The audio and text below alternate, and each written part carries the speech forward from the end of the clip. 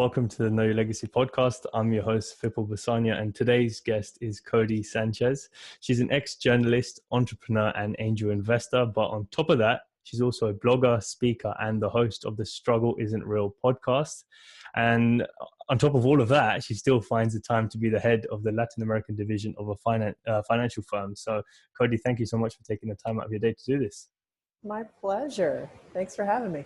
No problem at all. So I've heard you say before that one of the things that has driven you up to now to get everything that you've got is your ability to ask for what you want and also believe that it's easy. Maybe it's not as difficult as people make it out to be. So those two things hand in hand, you said, have driven you. But what I'm curious to know is, what was it like before you cultivated that mindset? Like, what were you like up to that point? Sure. Well, I think like most of us, I have that little voice inside of me that frequently says, not you, you can't, it's not impossible, but for you it is. And so I think before I started really actively working on the rhetoric and the narrative that I tell myself, I had that little voice that was telling me no all the time. And it really starts, I'm a Latina, and so, our culture is relatively humble, I would say. And so people say, don't talk about yourself too much, and don't push yourself forward too much, and don't promote yourself. And so I sort of internalized that to mean if I was doing those things, it wasn't good, and that maybe I shouldn't do those things because I'm not capable. And I think it took having some really incredible, what I would call now mentors, even though I don't love that word, around me to actually change that. And for people to say, look at this guy over here. If he was able to accomplish all of that, why couldn't I do the same thing? Mm-hmm. So I think the only way to get over that little voice and to actually believe things are easier than you think is to do them. Because it actually amazes me. Unless we're talking about quantum physics or getting to the moon, things are usually not easy, but they're simple to accomplish in life. Yeah, so I guess we overcomplicate it in our minds, and then that allows us to just stop ourselves from going as further as we think we can. So, We're fantastic storytellers. Yeah, exactly. And then we just justify it as well. So, what were you like back in school? Because I know a lot of what you do now is sort of investment and finance driven, or at least in that space. Was that where your interest always was, or was it slightly different in those earlier years? Oh God, you couldn't pay me enough money to deal with a spreadsheet when I was in school.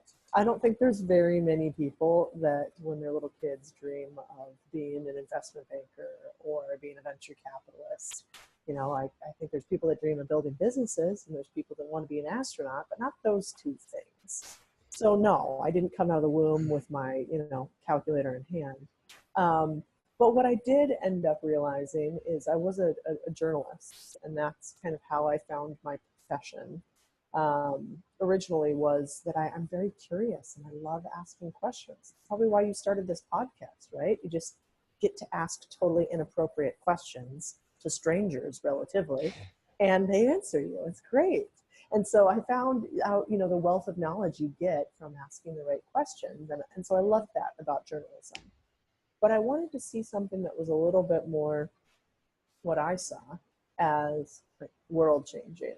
And I think one of the best ways to change the world is through commerce and capitalism. It's not necessarily telling stories, by giving people jobs and showing them what you can do if you actually find your talents and apply it to the world. And so that's what brought me to finance. I think it's one of the best ways to actually make impact is to help people achieve financial freedom. Yeah, no, I completely agree, because that's what allows you to have the options to do whatever you want to do in life without thinking, I need to pay the bills, or, I need to look after myself or my family, whatever it may be. You then have the mental freedom to then go and chase whatever it is you think you're most passionate about. So Exactly. Obviously you started off in journalism and then you transitioned into the financial world. So for those who don't know, what caused that leap? Because I know there's a few stories in between that helped you realize, actually, this isn't what I want to do, and I want to go to where the power is, essentially. Sure. I love storytelling, so I still keep to that today. And I don't think I'll ever stop writing or telling stories. But I really think, it happened for me when I was a journalist along the US-Mexico border. I was writing stories about human trafficking and human trouble and strife. And what I really realized by interacting with one woman in particular was that we won the Robert F. Kennedy Award for print journalism. We got a grant from Howard Buffett, so Warren Buffett's son. We had our little 15 minutes of fame as journalists. And we wrote this story that had national acclaim all over the world.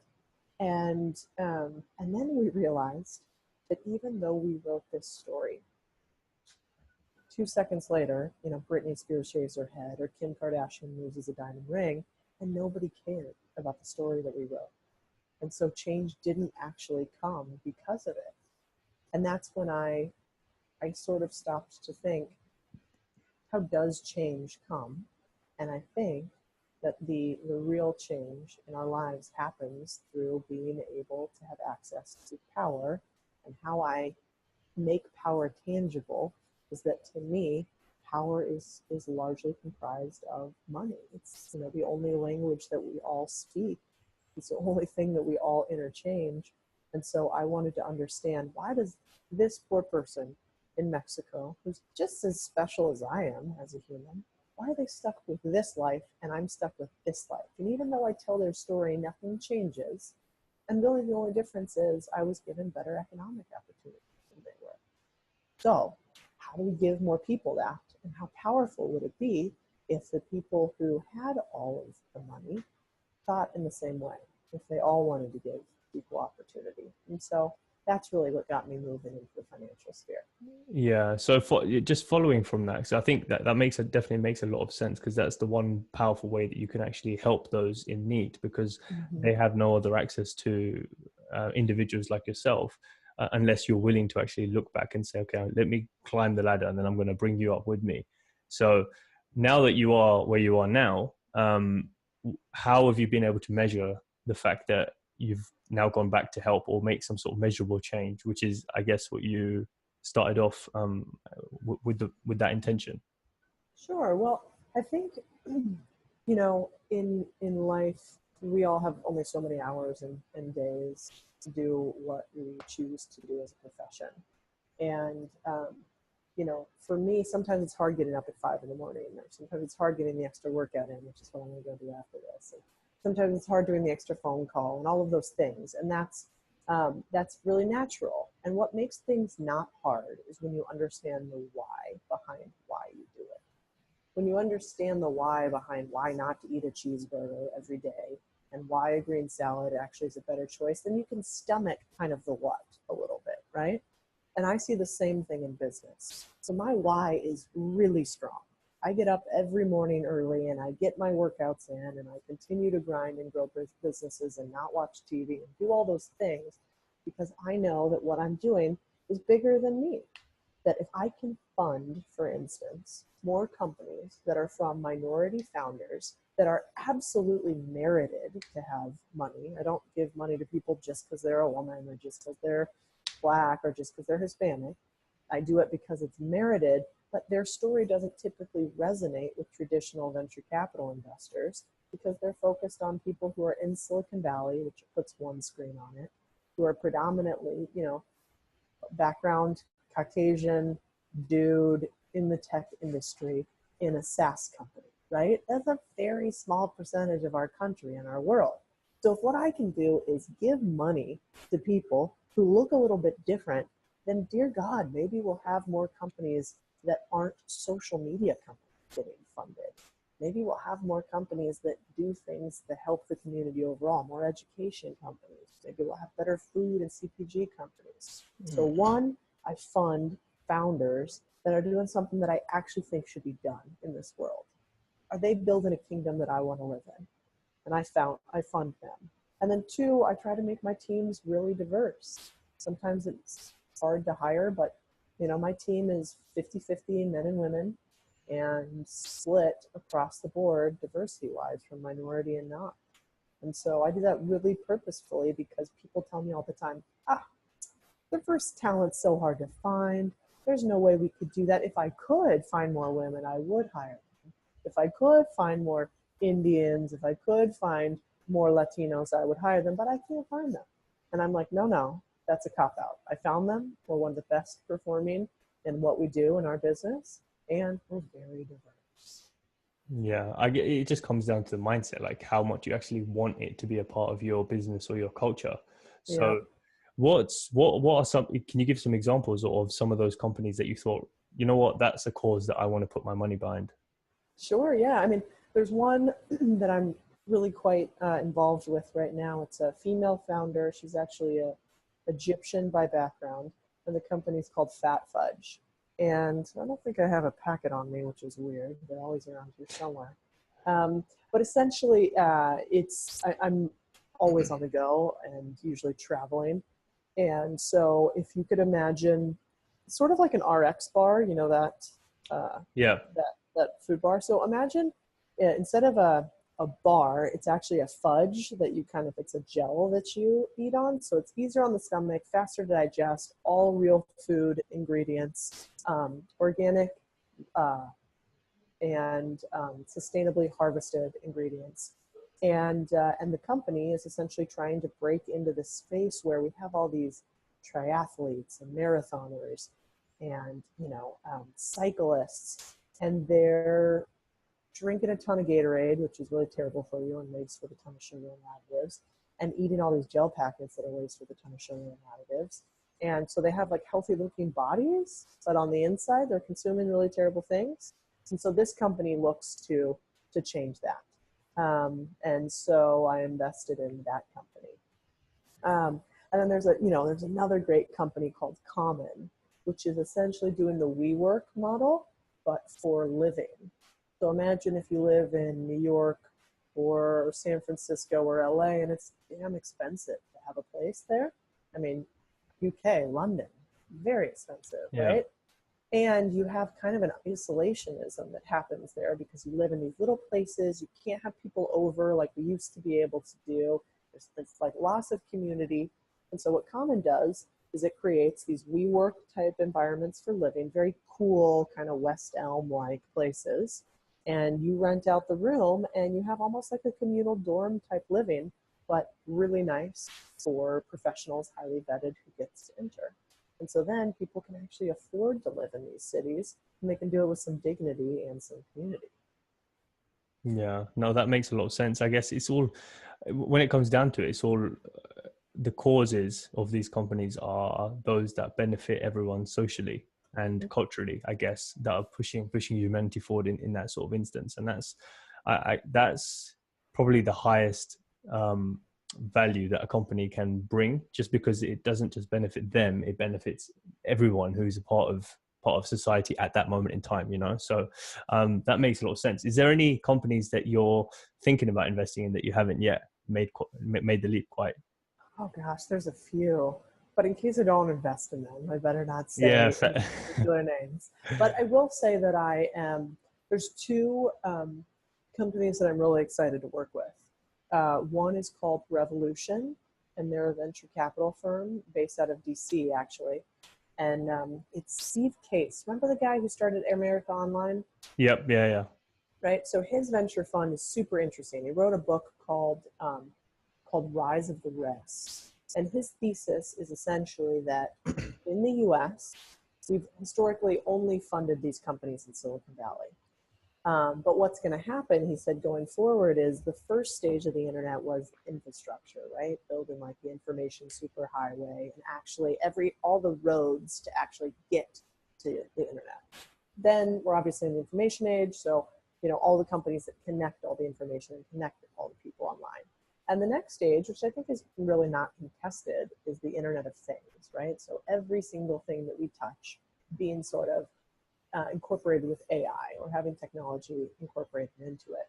And the beautiful part about this next stage that I think he's right on is that it will be decentralizing. In the same way some people talk about blockchain being decentralizing and allowing a lot of people access to the ability to create capital and to access capital, I think this next stage of the Internet of Things will be the same thing. So, if you are interested in putting technology to an agriculture company, you don't want to be in Silicon Valley. You want to be where all the agriculture is happening. And if you're interested in placing technology upon the built world or real estate, you don't want to be in Silicon Valley. You might want to be in New York. You might want to be in LA. And so I think the next realm of venture funding is not going to be in Silicon Valley, which is great for people if you're in a smaller tier city. And I think we're seeing that because people all over the world, ventures raising money all over the world. And so I'd like to invest in his fund and work with them, and I'm talking to them right now. Awesome. Now that sounds really good. It seems like it's going to diversify the types of companies that actually come up in the next like few decades, just because of the fact that the money is going in that direction rather than, you know, the typical ones that you mentioned, the SaaS and the technology in Silicon Valley. So now I'm excited to see where things go. What do you think things are going to look like 10 or 20 years from now?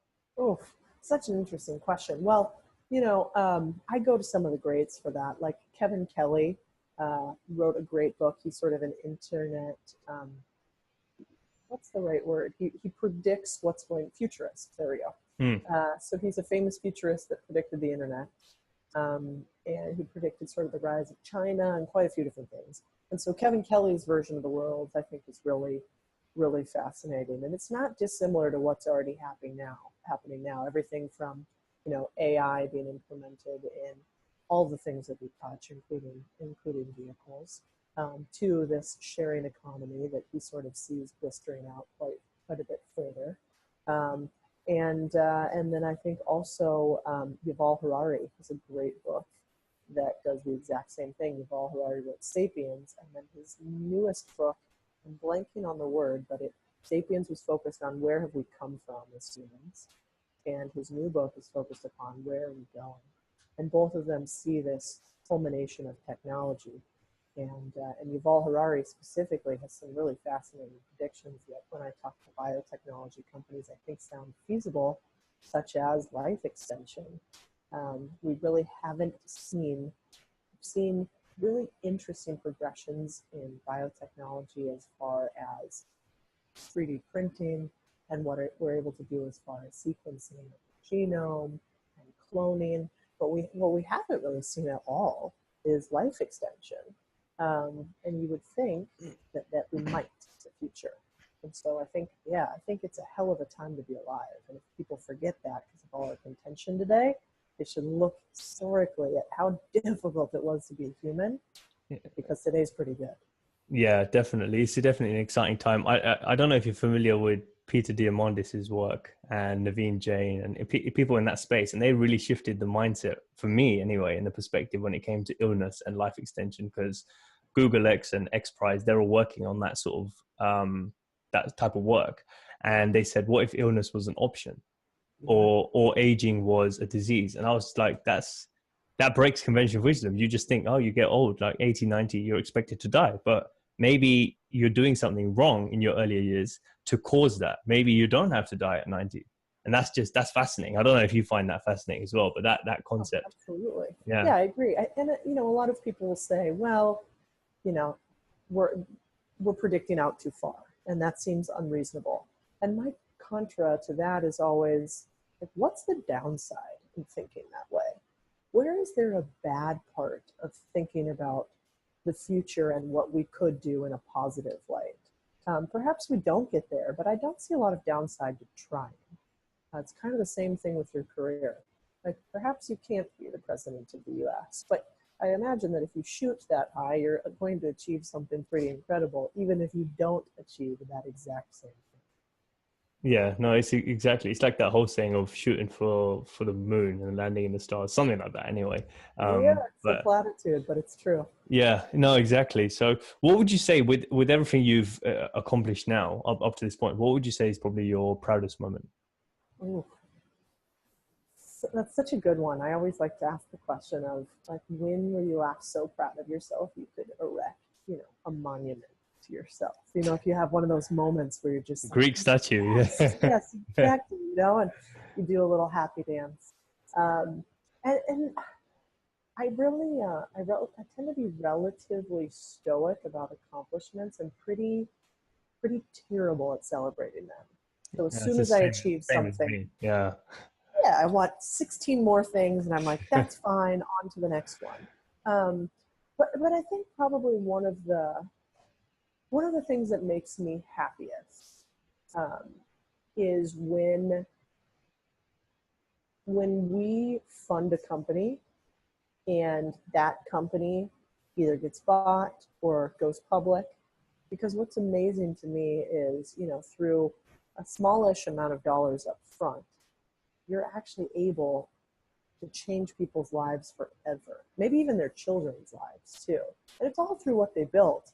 But I get really excited when we get to pick a company that actually goes that far. So there's one that I think could potentially be a unicorn that we have in our Latin America portfolio called Portal Finance.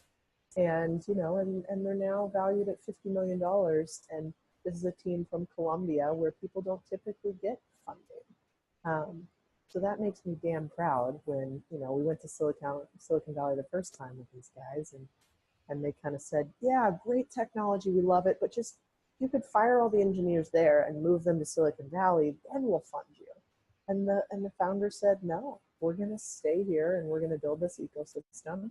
And now we have those same firms wanting to get into the portfolio. And so that's kind of where we show those guys. Yeah, I always love those type of stories because it's like you almost blazing your own trail, and like people don't get it, and then when they finally see it, then it's like, well, now you're coming back around just because we're on TV or just because we've gone national.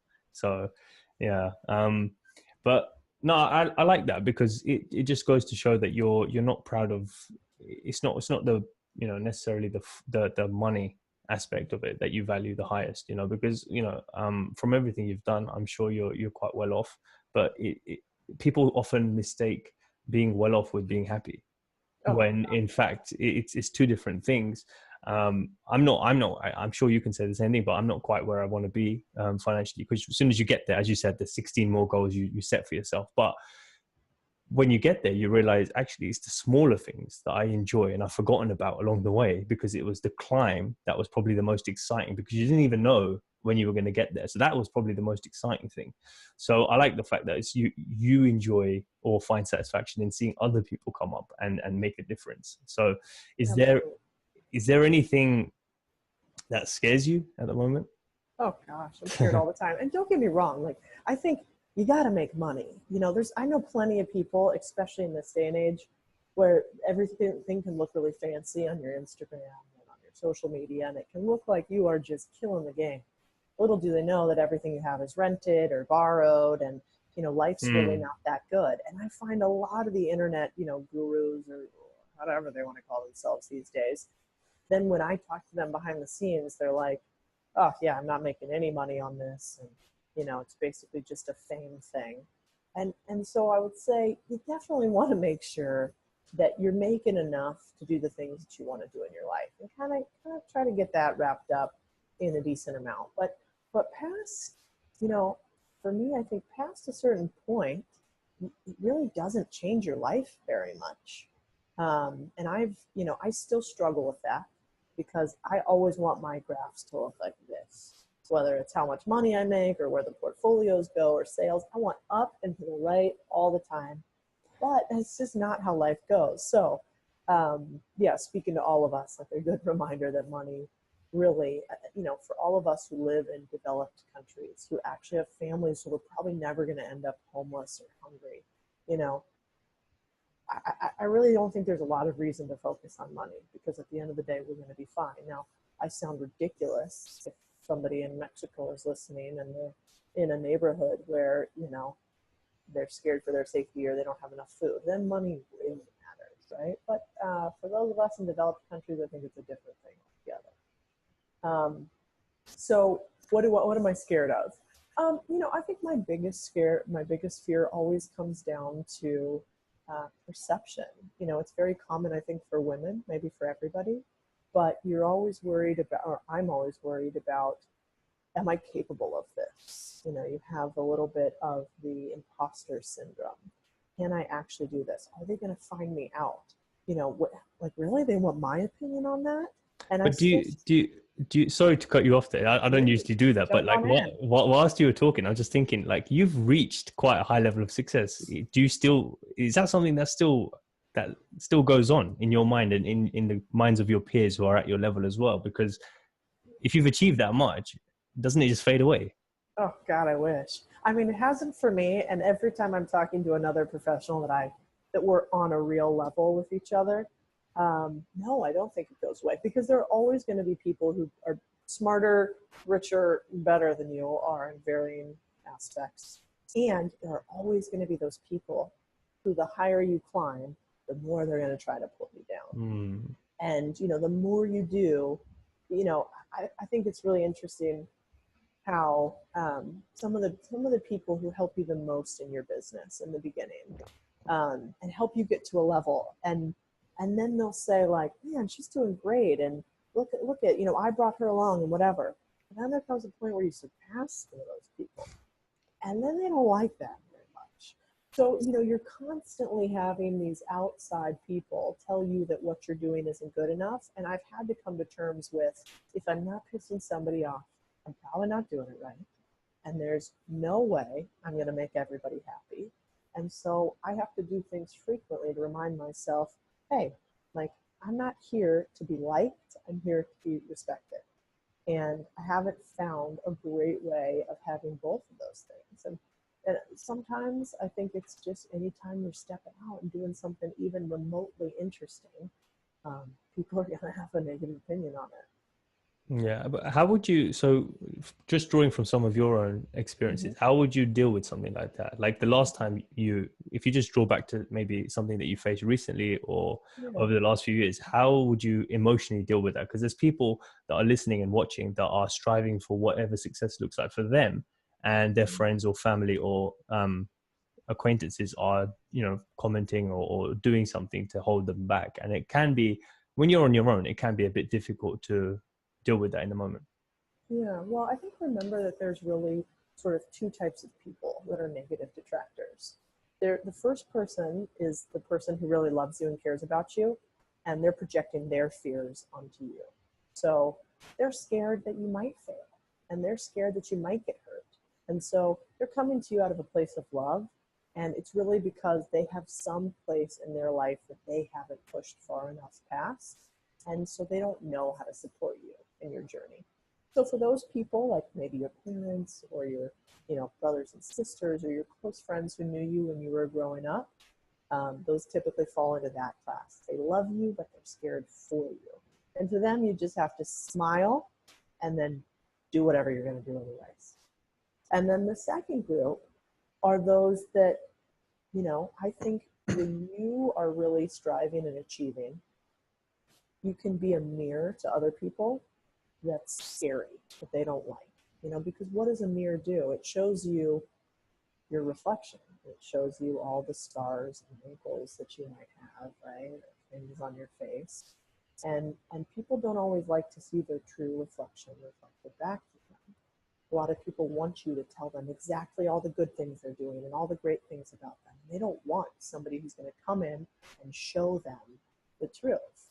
And so for those people, you have to smile and do what you were going to do anyways. And so I've really tried hard not to change either group's opinion except through my own actions. But I do try to separate between the two, because these people aren't going to really try to hurt you and harm you, but these people might try to subvert you and underhand you because they don't want more of the mirror in their face, and very happy in their status quo world, and you're coming here and shaking things up. Yeah, it's true. I think that's definitely something I've seen along my journey as well. There's always those two distinct categories. You just have to have the consciousness to divide the two, really, and then Yep. just handle them appropriately.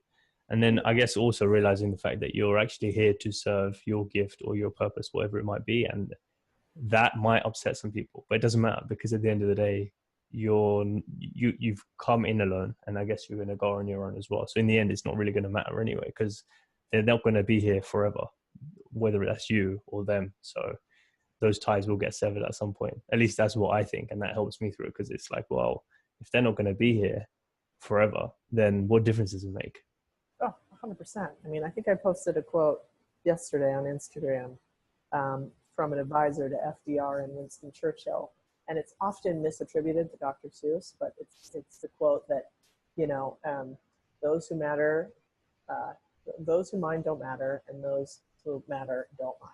And I think just remembering that the real movers and shakers in the world, they like rebels. You know, the universe only changes through rebels, dissidents, and subversives. If you're playing the status quo and you're standing behind a white picket fence, you're probably not going to change much. But if you have that little rebel inside of you, that's what the movers and shakers have too. So they're going to recognize that, and eventually that's going to all work towards you as long as you're, you know, moving to create and not destroy. Yeah, of course. No, definitely. So what would you say, what is the change that you'd like to see currently happen in the world? Or at least by the time it's your time to go, what was it, what is the world? Um, or what should the world have changed to by that point in your eyes? Yeah, well, I think there's really two changes I really want to see, and I'll focus most on the U.S., but I think it ripples across the world. One is populism scares the hell out of me. You know, I've been in a lot of emerging markets in Latin America, and I've been in a lot of socialistic and communist markets. And I think it usually starts out with really kind words and then terrible actions that follow. And so the biggest thing that I'm concerned about is any sort of censorship or political correctness and losing a competition of ideas. And I see that as populism. So I think the competition of ideas is one of the most important things we can have as a country and the world. And we have to try to understand other people's perspectives as opposed to destroy them and immediately assume that they're an idiot or a bigot or a racist or whatever the case may be, depending on their political perspective or their economic perspective. And I think that's really, really, really dangerous. And it scares me for the US. And I see it because I'm traveling all around the country all the time, from the East Coast to the middle of the country to the West Coast.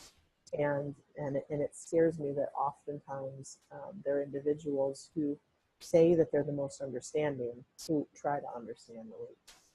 And so what I would like to see is people welcome debate again. I mean, remember debate club?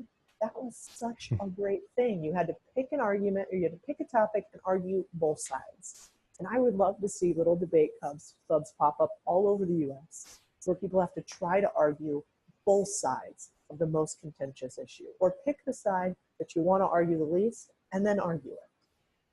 Because I think what they'll find is we're all human and we have way more in common than we think. And seldom are people's actions due to the worst case scenario that you're assuming. So that would be one. Let's just have debate clubs all over the US and have this competition of ideas return. And then I think the second thing is similar in that I'm really big on capitalism and commerce overall. And I believe in conscious capitalism. I don't believe it should be completely dog eat dog, but I would really like to see a return to valuing labor and commerce. And so I think my little way of doing that is by funding companies all across the country, and doing that instead of, you know, working more with the government, for instance. So if I could see those two things, you know, commerce and capitalism continue to move forward in a competition of ideas, I think the US and the world continues to grow as opposed to stagnate. Yeah. Let me, just from what you said then, let me ask you this. If there was one final debate like that could happen across the world and you could pick the topic and that would be the final debate for humanity, what would that topic be? Oh, God. That's such a great question. I mean, I think it would have to be, I really think that one of the most dangerous things that we can do as a society is believe in the lessened capacity of the human, meaning believe that they have to be saved by the government, or that people are victims, or that people have to, be safe and that they don't have inherently something to give. So I think the debate would have to be, for me, debating both sides of limited versus more comprehensive government, and getting people to understand what both sides mean. And maybe that helps some people understand that some government is necessary and that we need to have some social safety nets and we need to take care of people at the baseline, but also get people to understand what happens when we start to victimize humans and say that they're not capable and we have to give a handout instead of a handout. Yeah, that's interesting. It would be interesting to see how that pans out, because I guess government's been going on for hundreds of years, and so people have always been used to having that sort of structure in place, regardless of the form it takes. And so it'd be interesting to see what the world would look like at that point. But I guess we're very, I'm not an anarchist. I want to believe in government, absolutely. I just really believe that strong institutions are the most important part. So I would want people to argue against limited government for it, against strong institutions for it. Because at the end of the day, you and I can be in big trouble if we do everything right in our career, but we're not citizens at all. And then the government starts taking stuff away from us, like they do in Venezuela or they do in Argentina or they have in Cuba. And it kind of doesn't matter how smart you are and how much you've done towards your business, because in one swoop, we've gotten sort of our rights taken away from us. And so I do think being a concerned citizen is super important, even if it's just to vote a couple times a year. Yeah, definitely. So what would you, because obviously that can change that perspective of what a good citizen or I forgot, what was the word you used? You said good, I think good, was it good citizen? Yeah, or maybe an engaged citizen. Yeah. So what, because from person to person or from state to state, that could change, or from decade to decade, that could change. So what would you say right now in your eyes it would make a good contributing citizen? I mean, I really think it's actually understanding your fellow citizen. So if I could say anything, it would be go talk to people that have a completely different perspective than you to try to understand theirs. If you're voting left, go talk to somebody on the right. If you're voting right, go talk to somebody on the left. And don't just talk to them to try to get them to understand your perspective. Truly shut up and listen and see what they have to say. And then based on that, I think you've got to do a little research on your candidates. But I think if we could do those two things, then I think the citizenry would be much more engaged, and that would mean more people voting and more people understanding what they're voting, as opposed to just reading clickbait. It just comes down to the basic, like from what I'm hearing anyway, it just comes down to listening. Like that's because I know you're heavily into and involved with communication. That's the side of finance you found yourself in, sales communication. And I want to get into all that in a minute. But I mean, especially with what I'm doing as well, because my day job's in recruitment, sales at the moment, and then podcasting as well. Again, it's just engaging and understanding and listening to the other person. And that's the one key trait I think everyone that has crossed my path has said is the best form of appreciation you can show someone is just listening, like properly listening, not looking around the room or changing your body language or shuffling, just actually engaging. Because in this day and age, when it's so fast paced, and I'm sure you can vouch for this because your life seems to be quite fast paced, is if someone takes the time to slow down and actually listen to you, it takes you back a little bit, because you're like, wow, I'm saying something that's of value. They're actually going to take this in and give me a genuine response. And what's your take on that? Oh, yeah. I mean, I think one of the worst ways to start a sentence is with I just did it. But I do think what you said is very poignant. The more that we can ask really interesting questions, and the only way you can ask an interesting question is by being interested in another human. And so I think that curiosity, for example, every time I hire, I would so much rather hire somebody who is curious, who is driven, and who is hungry, over one who is intelligent, experienced, and entitled. Any day. I want the curiosity, the drive, and the hunger. And so, in this day and age where we're all trying to credentialize the heck out of ourselves, I think that that ability to sit and listen and really ask poignant questions is crucial. And it makes you look way more intelligent than you probably are. It makes me look way more intelligent than I am. Yeah, I was going to say, because those are, for what you just defined there, I think those are the driving factors that have got you to where you are today, I guess, if you peel back the layers of, how you started. Because I know, did it all kick off when you were next to that, you found yourself next to that recruiter, or happened to find yourself next to that recruiter? So Yeah. for those who don't know, if you peel back the layers a little bit and start there, just so they have an idea of, you weren't this superwoman you are today. Like, you started off with sort of humble beginnings, not really knowing anyone. Oh yeah, absolutely. I mean, the only trait I really have is that I am curious and I ask a lot of questions, and I'm not afraid to do that. And probably curiosity, and like, you really can't tell me I can't do something. That only makes me want to go do it more. And so those two things have been the driving factor overall. And to start out my career, I was not in finance. I was in journalism, and I was sitting at a Latina finance convention. And the convention or conference was really quite terrible. It was poor attendance, and the speakers were poor. And I was wishing that I hadn't attended it. And yet I sat down next to the recruiter, unbeknownst to me, for a very large financial firm at the time. And I just started conversating with her and asking her, well, what do you do? And how does that work? And what happens there? And, at the end of it, she offered me an interview.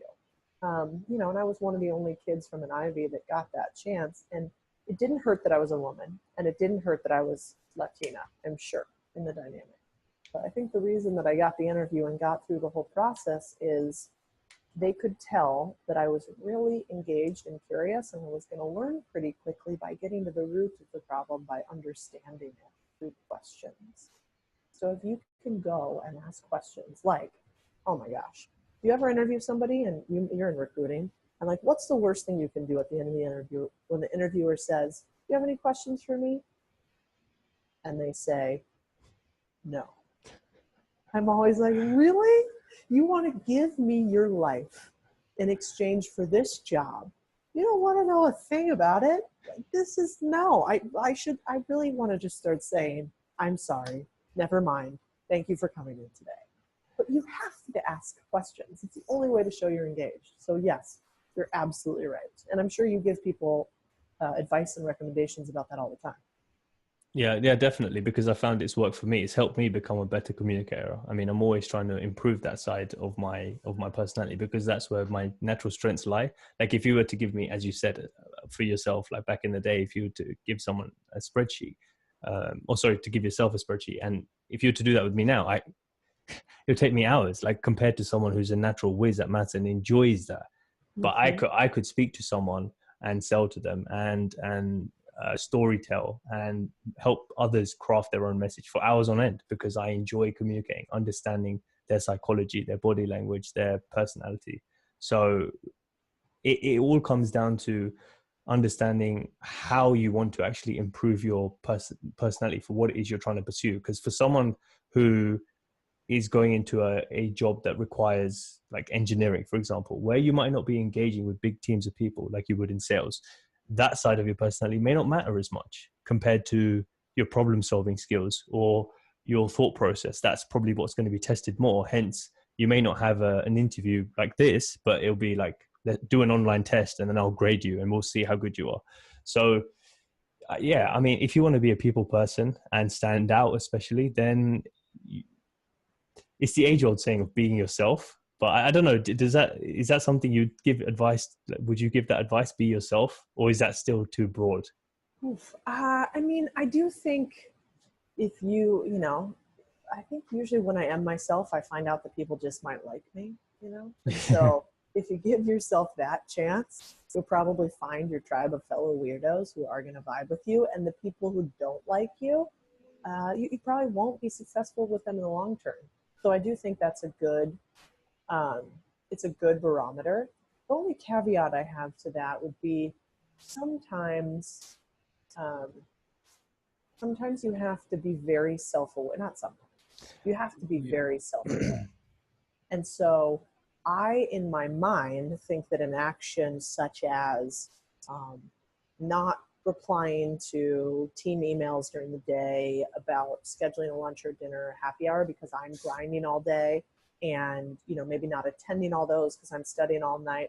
In my mind, I may think that that means I'm dedicated to the cause and I am just trying to figure it all out, and I'm maybe even a little swamped and overwhelmed. But my teammate could see that exact same action and say, well, she's not a team player and she thinks she's better than everybody else, and she doesn't want to help out anybody else, and she wants to grind, and that's it, and it's all about her. And so I do think be yourself, but you've got to realize that people are going to view that in different ways. And you might eventually say, I don't care, this is what I'm going to do and I'm going to stay focused on it.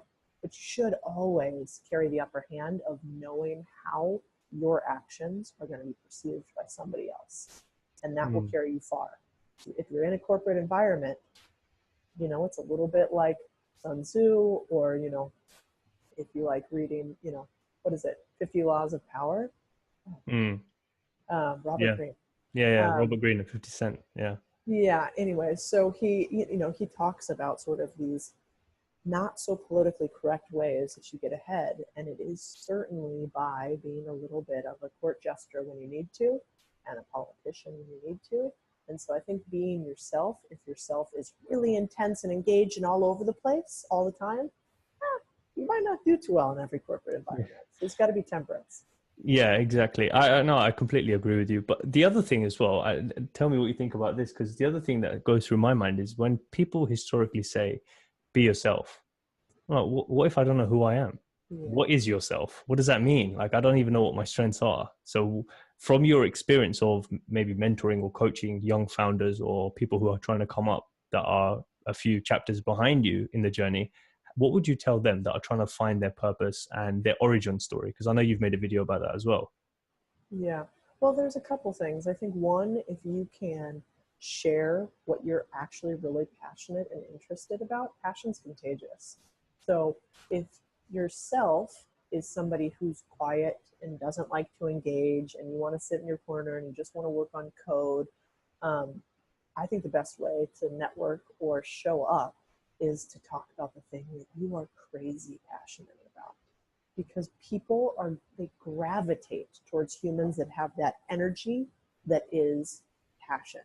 And so if you can show up somewhere and sparkle some life into somebody's 9 to 5, which has become pretty monotonous, that's really powerful. So, you don't have to become some gregarious person, but I have seen the most timid, inarticulate humans turn when they're talking about something that lights a fire within them. So I would say go there.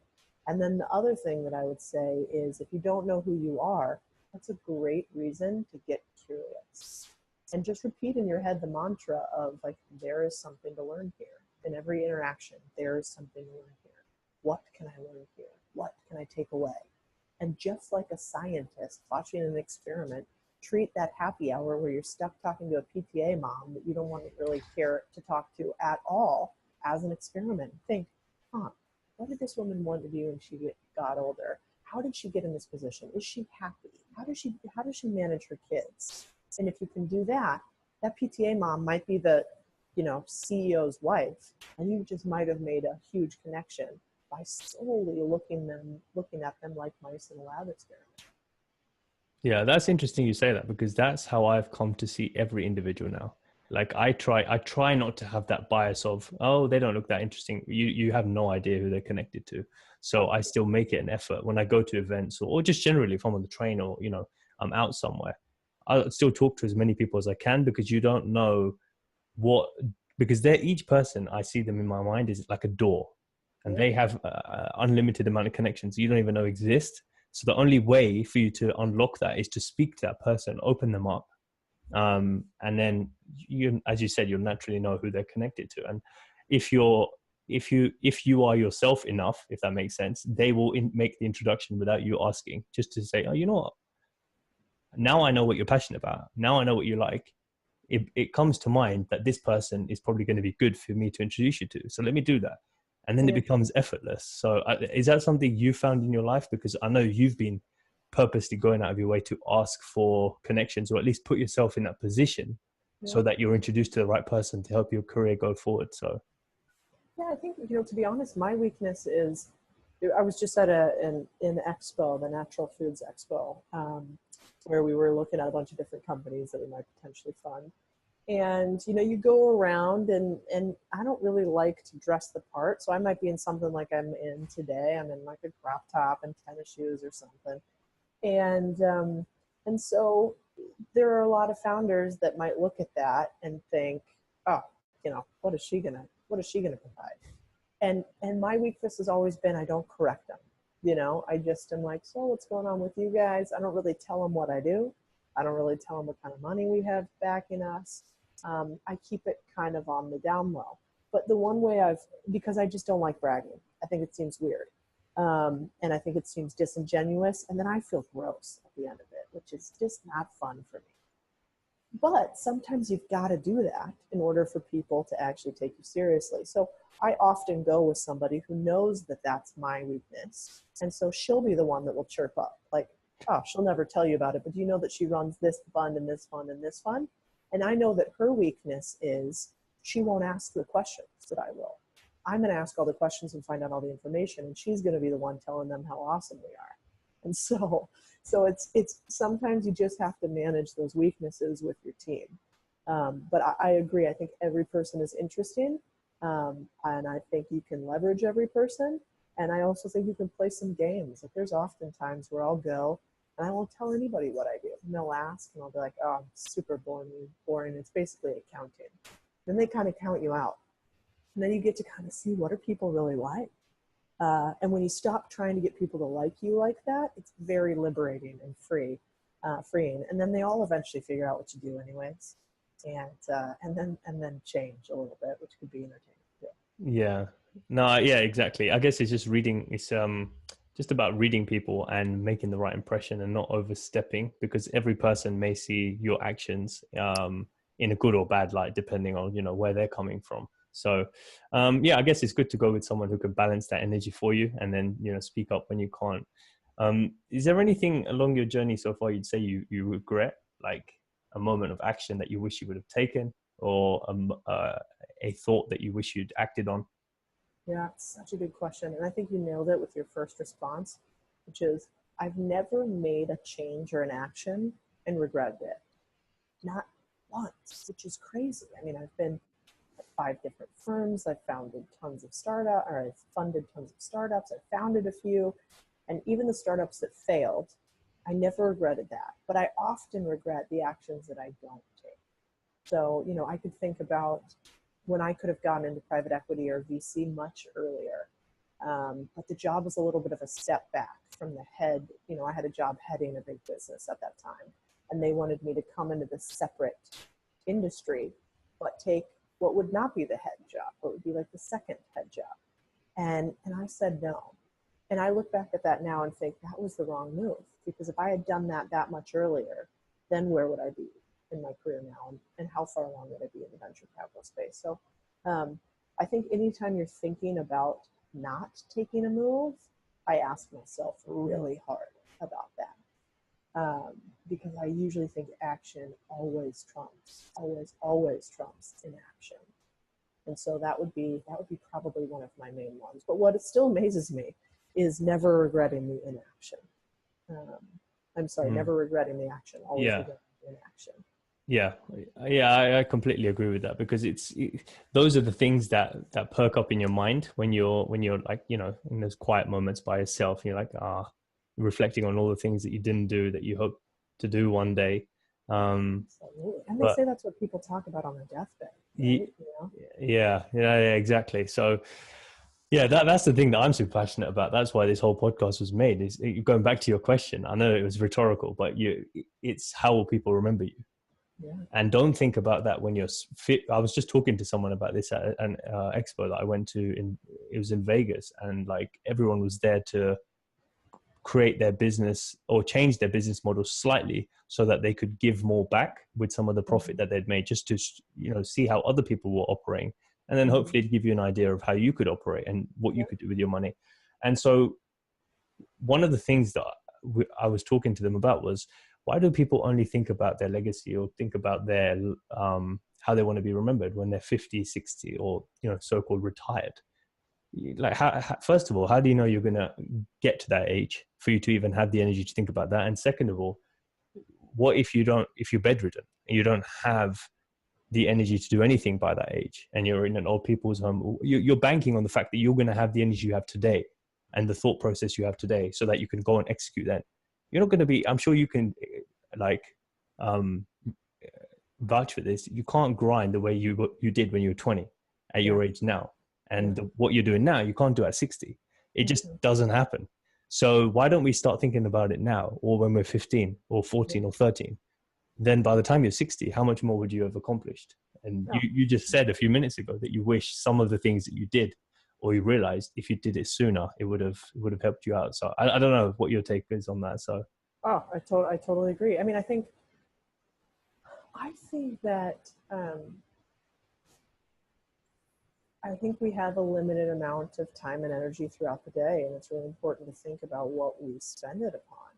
And every single minute that we spend building somebody else's kingdom is one we spend not building our own. And you know what I love about Gen X, Millennials, Gen Z? In my industry, everybody hates on those generations. It's like, you guys are the worst. You just want everything immediately. You're super lazy. You live in your parents' basement. And I always kind of chuckle because I really think that these three generations are game changers. I think that none of them like the status quo.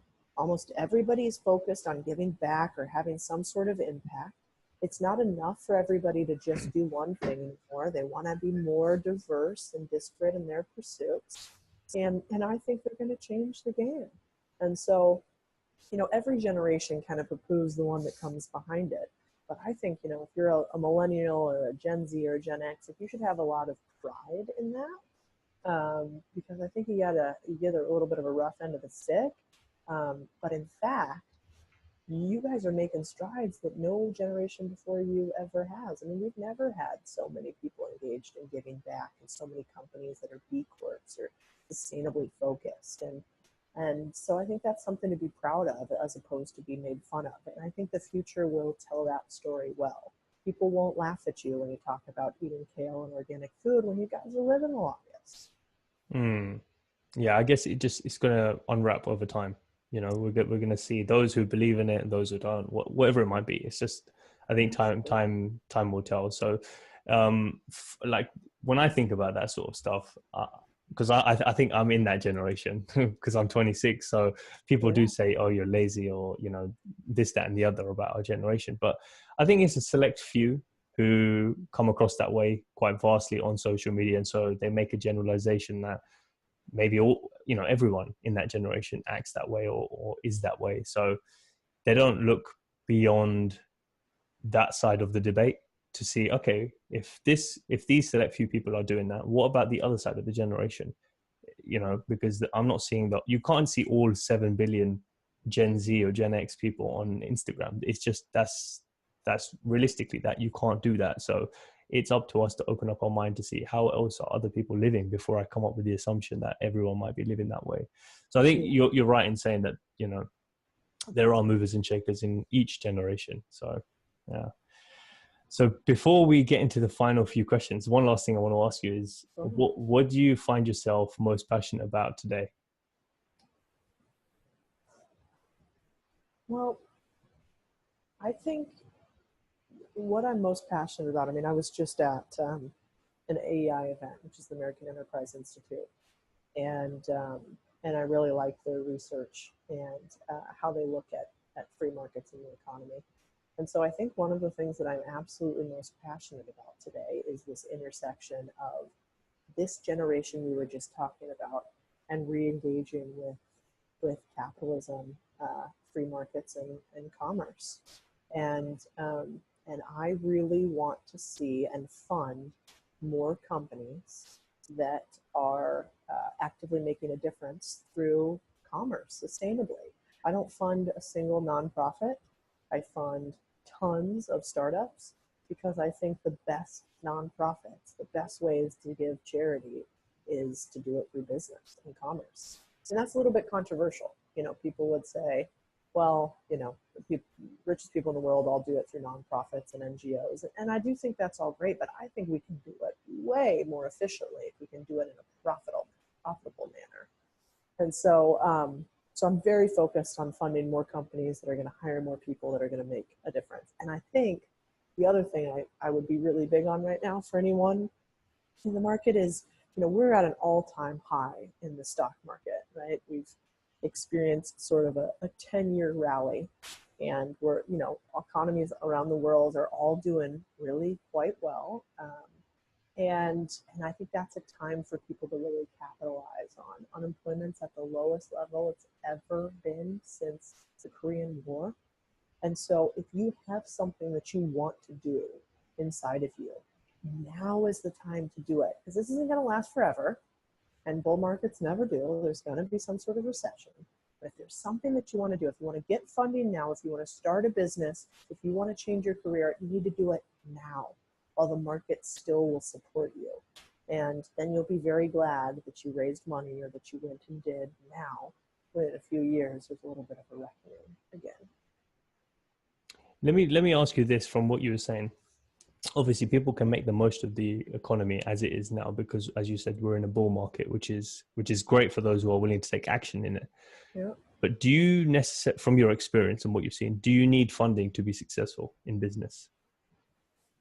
No, you don't. I think the best startups usually are bootstrapped initially, but you do need some sort of capital eventually, whether it's smart financing through bank loans or getting a small business association loan.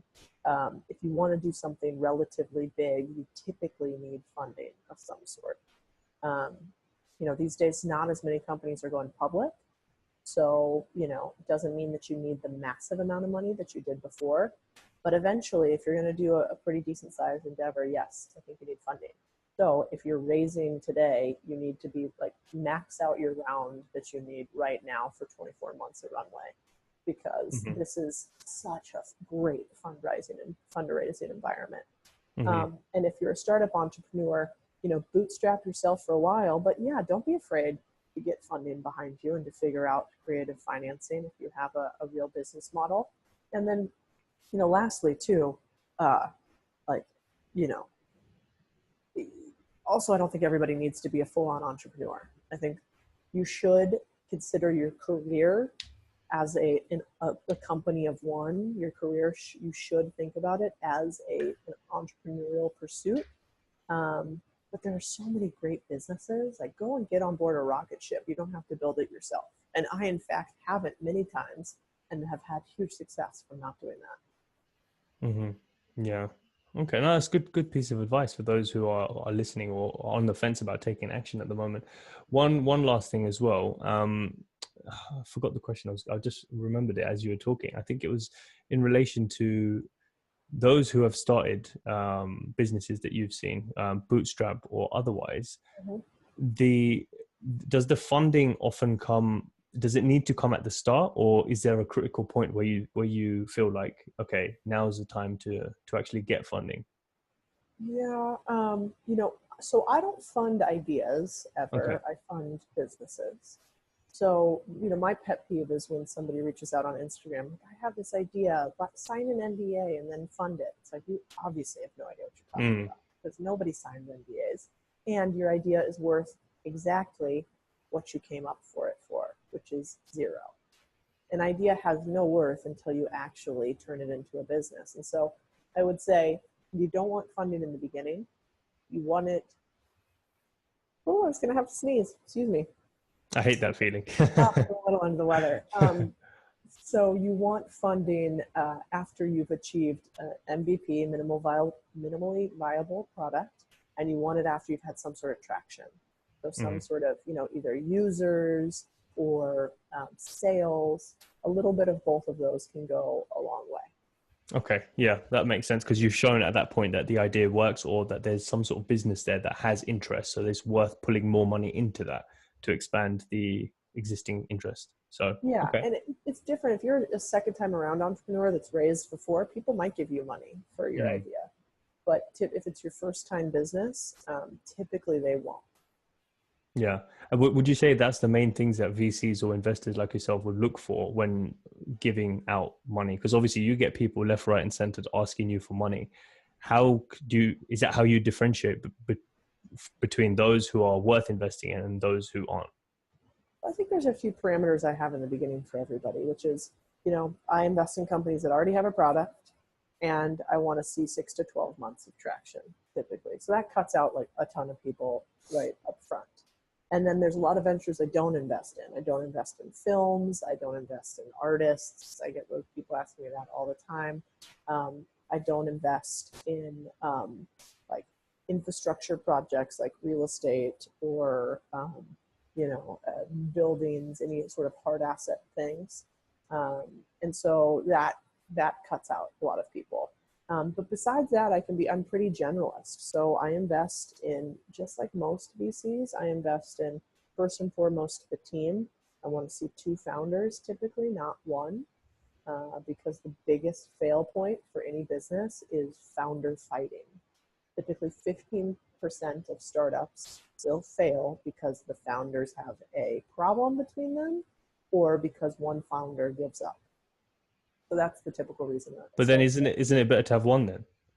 no, because then it's more likely to give up. So at least if you Okay. have 2, Okay. they'll fight, but one will go away or whatever. And then if there's only one, the founder often gives up. It's a Yeah. lonely road being an entrepreneur. Yeah, of course. So it's really ideal for you to have a founding team. So I want to see 2 founders. And then on top of that, I want something that I can really get excited about. It needs to be an idea that I personally want to see in the world. It could take a lot of different parameters, but people pitch me all the time like, this is the Uber for thus and thus, and this is the Snapchat for thus and thus. And, I think that's great, but I'm just not that interested in it. So it's got to be something that I think is singularly interesting and needed in the world. Hmm. I love that. Yeah, because then you're not just going with a fad or like the next big idea. It's like something that's going to drive long-term change. Yeah. And that sounds like to be the case based on the examples you gave right at the start as well, because those are all companies who are having sort of massive social impact moving forward. Yeah. And life's too short. Like, let's have some fun while we do it. I also want to be able to, I want to be excited about your updates. I want to actually use your product. I never invest in something I don't use. And I never invest in something where I don't actively have a network that I can leverage for them. I'm going to give you money, but I'm no Bill Gates, so I'll give you some. And then I also want to be able to support you with introductions and ideas on your infrastructure and back end and all that jazz. So I Hmm. think if you're looking for somebody to help fund your startup, I think it's really important to be strategic about who it is and make sure that you want to work with them, that they're going to support you in varying ways, that they use your product. Otherwise, just do a syndicate, something like AngelList, and get a bunch of people in there, but don't have them have any of their names on your cap table. Hmm. Is there anything that you'd call a bad investment on your part so far? Oh gosh, of course. Yeah, I mean, I've done some pretty silly investments. I think the first year that you do angel investing or VC investing is super fun because you're just investing and there's ideas and the companies are fresh and everything's just shiny. And then about a year and a half in, your first failures start to happen and you're fine. And then by year 2, like, you're sad. Like, it's a bloodbath. People are failing everywhere. You think you're a terrible investor. And then by year 3, you kind of really see how the startups are rolling and shaking out. You have a few wins if you're doing it right. So it's really important, if anybody is thinking about angel investing, go real small to start. Go really small, piggyback on smart other investors, and make sure that anybody that you invest in, you can learn something from too, not just invest in the company. So Hmm. yeah, I've certainly made investments that haven't worked out, and that's very normal. It really depends by VC, but Magma, one of the VCs that I'm a venture partner at, they have a really high ratio. 60% of the companies succeed, 60 to 70%. It's usually quite the inversion. It's usually like anywhere from 70 to 80% don't actually succeed, but 20 to 30 to 40% do succeed. And that's where you get all your wins. Yeah.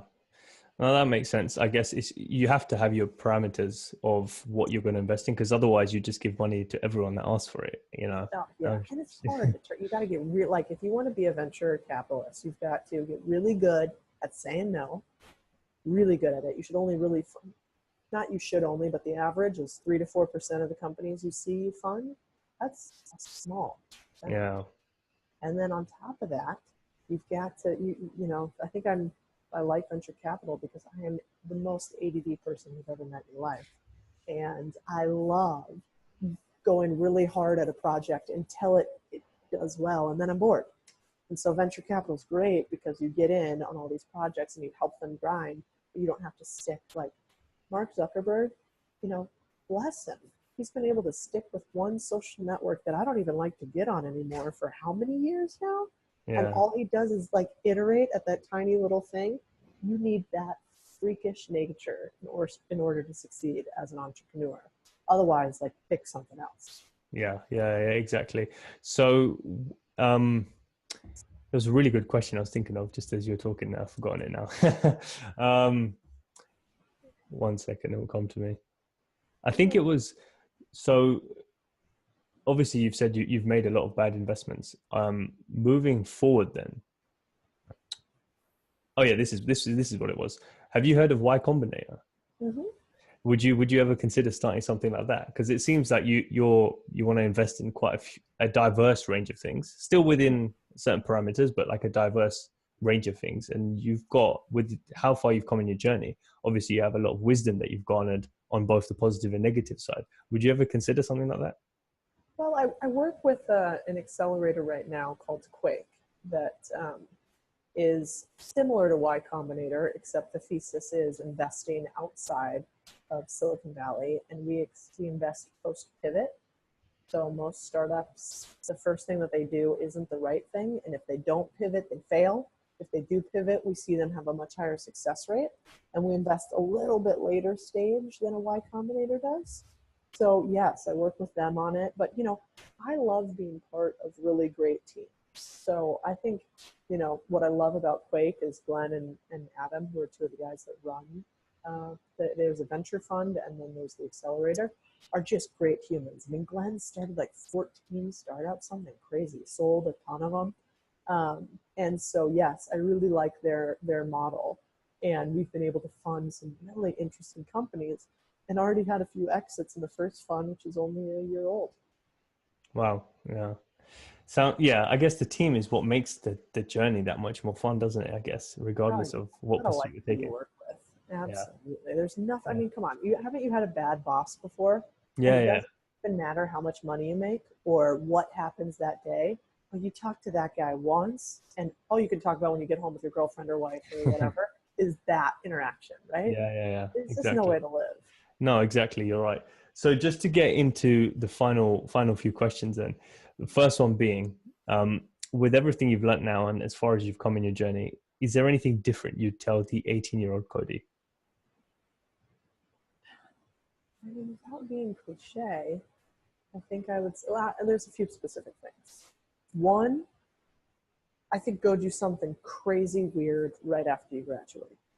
Like, go to college, that's fine, do your thing, but before you go to grad school, before you take a job at an investment bank like Goldman, before you do any of that stuff, go for a year and pursue some insane passion.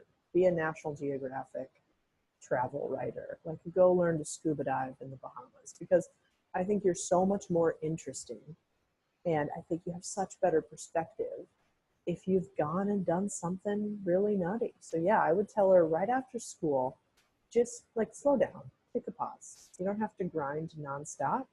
Go and do something that is gonna give your mother more gray hairs than she would ever want in her life for a year, and then come back and do that thing that really sings to you after you've taken a pause and thought about life a little bit. If we did have a time machine right now and you were able to go back, what would you do? Yeah, I mean, I think I would probably, I still might do it. I mean, I'm liable to do this tomorrow.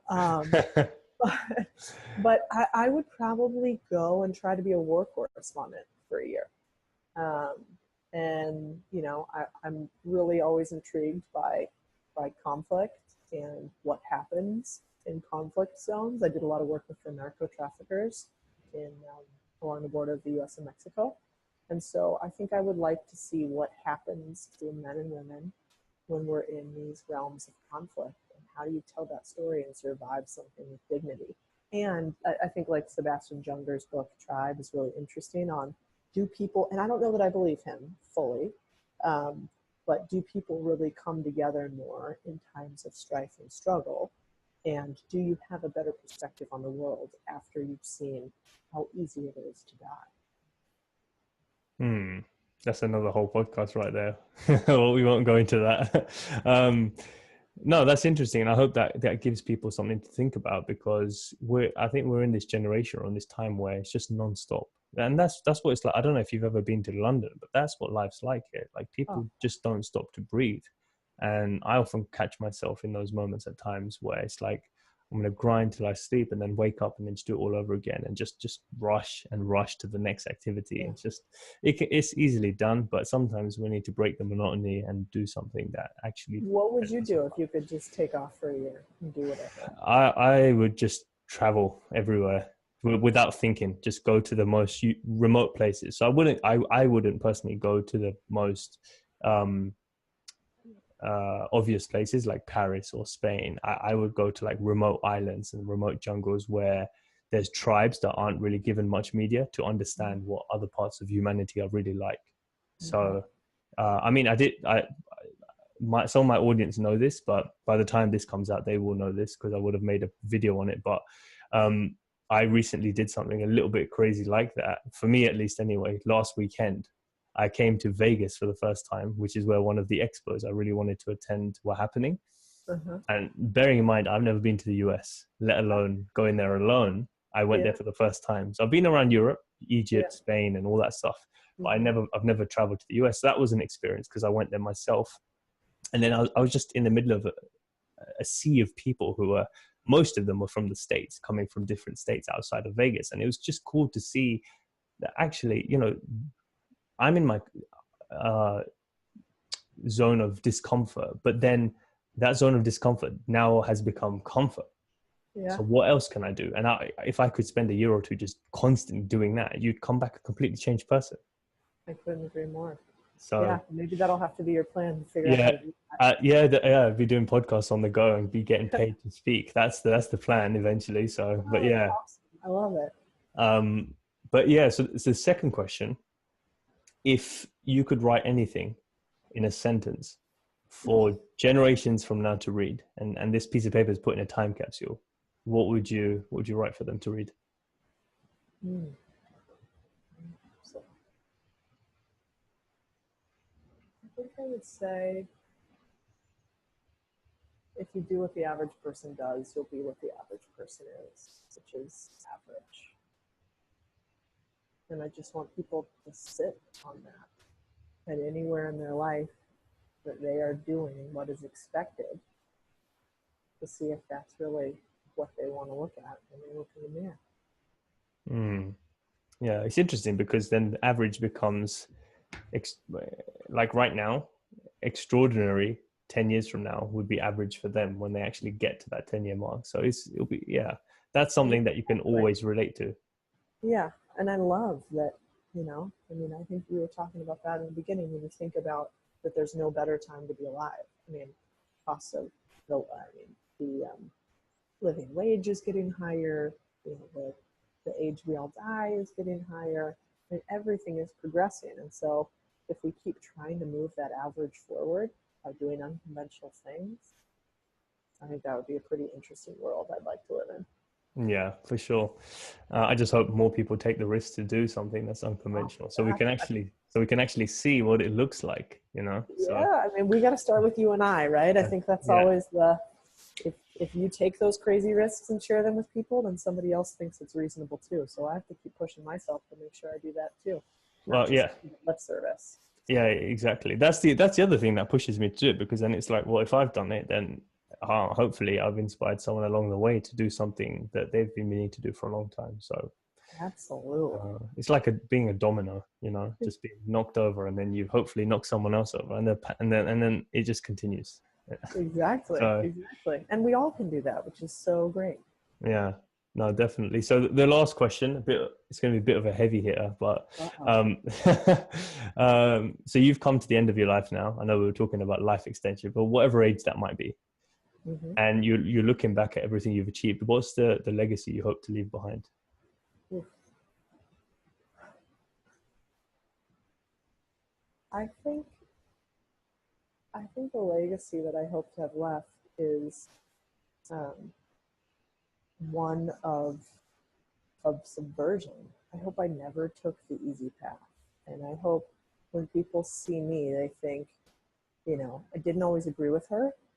In fact, I often didn't agree with her, but she made me think about things differently. She pushed me to do more.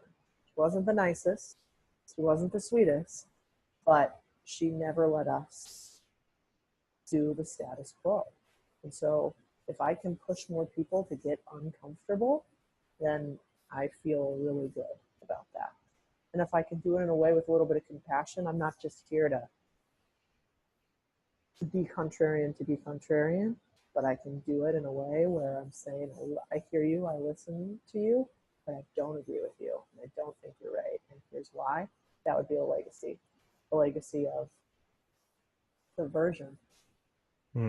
I love that, and I guess your story so far is exactly that. So just keep continuing that down that path, and I'm sure you're going to There's so inspire much more to many. go. Yeah, exactly. So if people want to follow you on your journey, your podcast, your blogs, your videos, whatever it might be, what's the best places for them to find you and follow you?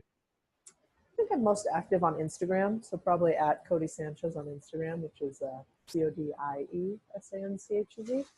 And then the website's the same name, and LinkedIn's the same name. And I'm super interested too. Obviously, if you're building something, I want to hear from you. If you think that it's something that you need funding for, I want to hear from you. And also, if you just have interesting things you want to share with me, I want to know the builders and creators in the world. So, if you want to just sit back and consume, that's cool. But if you want to create, then you're part of my crew. I love that. Okay. I keep saying last question, but I just go. This is seriously the last one. What does Sanchez mean? Do you know? I've come across the name before, but I've never asked. Yeah, I don't think it has a meaning. It's just a very Latino last name. So I don't think there is one besides, really awesome. Sure. After this life, I'm sure you would have given it some meaning. I don't know about that. I think it's like Smith for the Latinos. Yeah. So we won't church it up. Yeah.